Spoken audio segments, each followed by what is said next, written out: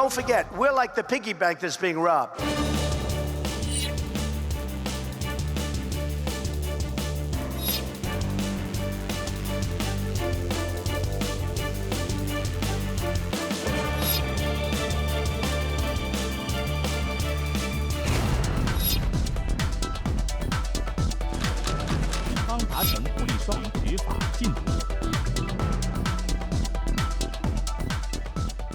They broke the deal. They can't do that, so.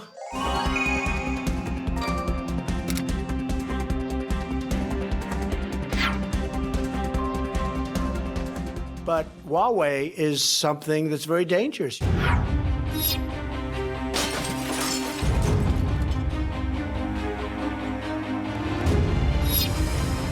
在认识上是愚蠢的。奉陪到底。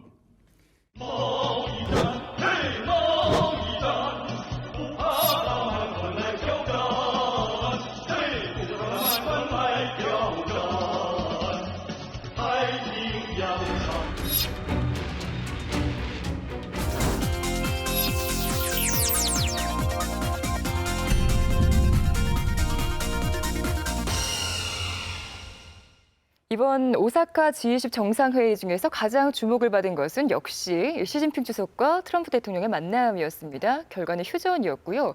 이제 무역 협상이 어느 정도 궤도에 올랐다 이렇게 볼 수 있을지 어떻게 평가하십니까? 사실 지난달 초에 미중 고위급 무역 협상이 결렬되고 양국이 네. 서로 추가 관세를 주고받았잖아요. 그러면서 무역 협상 타결을 사실 기대하기는 힘든 상황이었습니다. 이번이 타결은 아니에요. 하지만 네. 휴전에 합의를 했고 확전을 막은 것, 그것으로만으로 저는 굉장히 큰 의미가 있다고 보고요.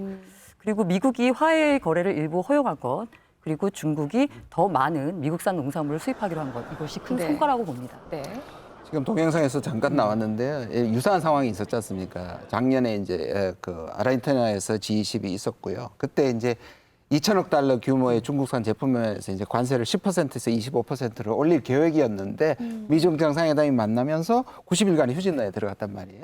그래서 제가 이번 주 월화수에 미국에 있었는데 네. 이 얘기가 꾸준히 이렇게 나왔습니다. 아마 타협할 것이다, 타협할 것이다는 얘기가 꾸준히 나왔었거든요. 그 여러 가지 일종의 징조들이 좀 보였었죠. 네네. 그 사실은 이제 3차로 3천억 불에 대한 부과를 하게 되면 이게 이제 서로 정말 강대강 실전에 들어가는 거거든요. 그거는 서로 굉장한 부담이 됩니다. 그러다 보니까 실제로 6월 18일 날 트럼프 대통령과 시진핑 중국 국가주석 간의 전화 통화가 있었고 오사카에서 만나자 얘기를 했죠. 그렇다면 이 두 정상이 뭔가는 이번에 약간은 관리되는 그런 형태의 메시지를 보내야겠다라는 그런 의지를 반영한 것이기 때문에 아마 그런 차원에서 이번에 일단 좀 가라앉혀보자 하는 진정기를 좀 갖자라는 데 의견의 일치가 있었던 것 같습니다. 네. 이 미중 무역 협상이 열리기 바로 직전까지도 양국의 그 신경전이 워낙 날카로웠기 때문에 이게 과연 좀 진전이 있을까 싶었는데 이런 합의가 나올 수 있었던 배경 뭐가 있을까요? 그동안에 트럼프의 패턴이 있습니다. 그러니까 확 처음에는 엄청나게 세게 나가고 강경하게 얘기했다가 이게 국면을 주도한 다음에 네. 뒤에는 약간 풀어주는 경향을 꽤 보였거든요. 아르헨티나에서도 그랬고 북한하고도 마찬가지 2017년에 무력을 불사르듯이 얘기하면서 타협으로 갔고 실제로 동맹국인 한국하고 일본한테도 철강 알루미늄 때 사실 우리도 같이 25% 집어넣을 것 같이 하다가 면제를 해줬거든요. 네. 이게 전형적인 패턴화된 부분이기도 합니다. 시진핑은요? 네, 그러니까 그런 트럼프의 외교 패턴을 시진핑도 네. 잘 알고 있는 거죠. 그러다 보니까 여기서 물러나면 끌려가게 된다는 걸 너무 잘 알고 있는 겁니다. 그러다 보니까 중국도 여러 가지 이유로 강대강 전략을 구사를 한 거고요. 요즘 아까 영상에서도 나왔습니다만은 중국 뭐 항미 전쟁을 비롯해서 항일 전쟁 이런 영상을 꺼내서 얘기를 하는데 전투에서 져도 전쟁에서는 이길 수 있다라는 말을 유행시키고 있습니다. 그러니까 지금 패하는 것 같이 보여도 끌고 나가서 끝에 가면 우리가 승자가 될 수 있다 이렇게 얘기를 하거든요. 그러니까 이런 상황에서 과연 오사카에 시진핑 주석이 가서 뭘 할 거냐, 네. 가지 마라 이런 얘기까지 나왔었어요. 그러니까 미국에서 일단 시 주석과 트럼프 대통령 간의 회담이 돼야 뭔가 결과가 나오지 네. 않겠습니까? 그러니까 관세 유예 카드를 좀 던진 게 아닌가, 당근으로 이렇게 우리가 생각을 해볼 수가 있습니다. 네. 미중 무역 전쟁 뭐 전반전 지나갔고 결과는 아니지만 일단 휴전을 맞았습니다. 미국 현지에서는 이번 회담 결과를 어떻게 보고 있는지 궁금한데요. 워싱턴 연결하겠습니다. 김영선 PD 특파원. 미중 회담 결과에 대한 미국의 반응은 어떻습니까? 네, 일단 추가 관세 부과라는 최악의 상황은 피했기 때문에 미국 경제가 한숨 돌렸다는 분위기입니다. 트럼프 대통령은 추가 관세를 유예하는 대신 중국이 미국산 농산물을 구입하기로 했다고 이 합의 내용을 전했는데요. 하지만 미국 언론들이 주목한 것은 이 화웨이에 대한 언급이었습니다. 화웨이는 현재 미국 정부의 블랙리스트, 즉 거래 제한 명단에 올라 있는데요. 트럼프 대통령이 기자회견에서 이 화웨이에 대한 제재 완화 가능성을 내비쳤기 때문입니다. 미국에서는 이 회담 전부터 줄곧 이 화웨이가 이번 협상의 핵심이다라는 전망이 많았는데요. 결과적으로 트럼프 대통령이 제재 완화에 대해 논의할 뜻을 비치면서 앞으로 미국 내에서는 이 부분에 대한 논란이 일 것으로 보입니다. 이 화웨이에 대한 논란이 일 것이다. 즉 화웨이에 대한 제재를 완화하면 안 된다라는 목소리가 높아질 거라는 거죠. 그렇습니다. 사실 트럼프 행정부의 여러 정책들이 미국 내에서 갈등과 분열을 일으키고 있지만요. 이 중국과의 무역 전쟁만큼은 당파를 떠나 상당히 폭넓은 지지를 받고 있습니다. 이 화웨이에 대해서도 이 국가 안보의 위협이며 제재를 완화해서는 안 된다는 주장이 많은데요. 그래서 앞으로 트럼프 대통령이 만약 협상 과정에서 이 화웨이에 대한 제재를 완화한다면 미국 내에서는 적지 않은 비판에 직면할 것으로 보입니다. 향후 협상도 그렇게 낙관적일 수만은 없다라는 이야기로 들립니다. 자, 미국은 앞으로 어떻게 협상을 이끌어갈까요? 일단 양국이 협상 테이블로 돌아오기는 했지만요. 이 빠른 시일 내에 합의에 이르지는 못할 것이라는 게 미국 내 전문가들의 대체적인 전망입니다. 앞서 말씀드렸듯이 이번 기회에 중국의 잘못된 관행들을 바로잡아야 한다라는 이 미국 내 목소리가 높기 때문에 이 트럼프 대통령도 쉽게 중국에 양보할 수 없는 상황이고요. 내년 대선을 위해서도 중국과 빨리 합의를 하는 것보다는 팽팽히 맞서면서 미국의 이익을 지키는 모습을 보여주는 것이 유리할 수 있기 때문입니다. 따라서 지금까지처럼 갈등과 봉합을 반복하면서 최소한 연말까지는 협상을 끌고 갈 수도 있다는 관측들이 나오고 있습니다. 지금까지 워싱턴에서 전해드렸습니다. 앞으로 미국과 중국이 해결해야 할 과제들이 참 많아 보이는데요. 가장 급한 물, 그러니까 어떤 부분들을 조율해야 할까요? 네, 일단 5월 9일 날 이제 결렬이 되지 않았습니까? 네. 그러니까 다시 거기로 일단 돌아간 겁니다. 협상 재개라는 게.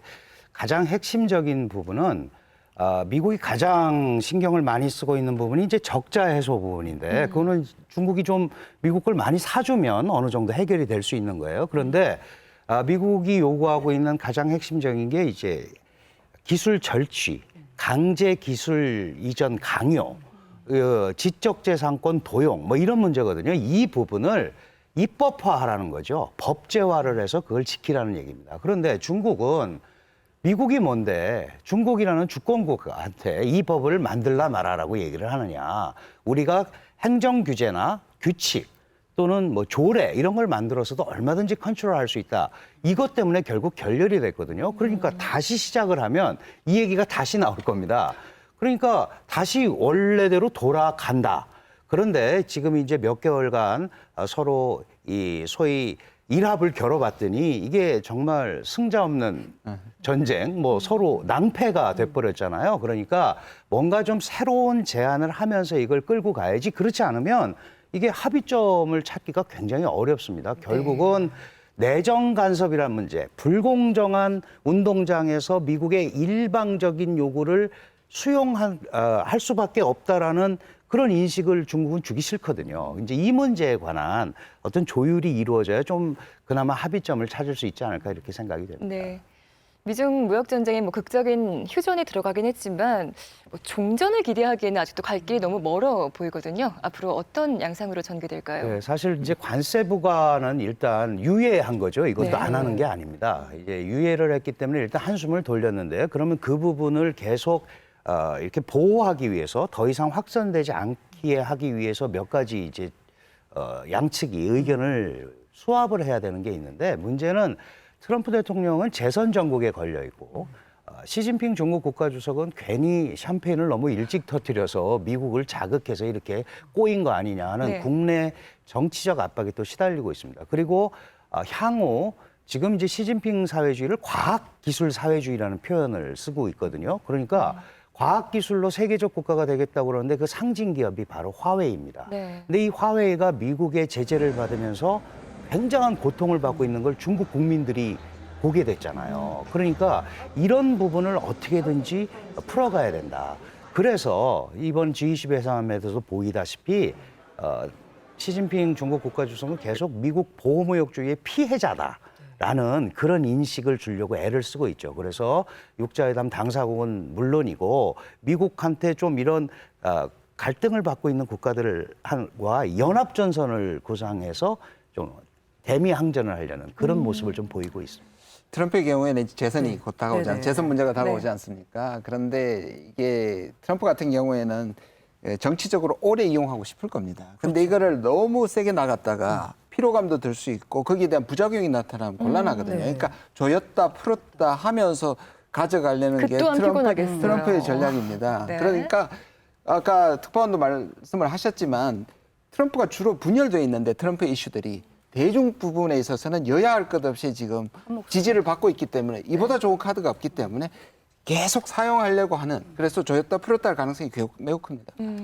사실 비슷한데요. 미국이 중국을 전략적 경쟁자로 규정을 했습니다. 네. 그래서 트럼프 행정부 들어서 전방위적으로 압박을 해오고 있고요.